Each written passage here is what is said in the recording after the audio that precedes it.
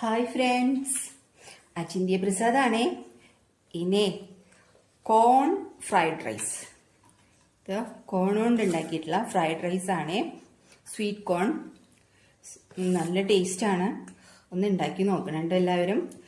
സിമ്പിളാണ് കേട്ടോ.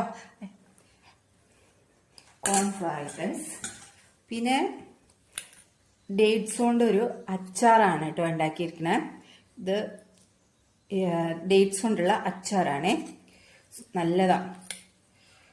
ഈ ഡേറ്റ്സ് കൊണ്ടുള്ള അച്ചാറൊക്കെ കുറച്ച് നല്ലതാണ്. നല്ല എരിവും ഉപ്പും പുളിയും മധുരവും ഒക്കെ ഉണ്ട്. പിന്നെ നമുക്ക് ഞാൻ ഉണ്ടാക്കിയത് അവക്കാഡോയും കോണൊക്കെ ചേർത്തിട്ടുള്ള ഒരു സാലഡാണേ. അവക്കാഡോ ഉണ്ട്, കോണുണ്ട്,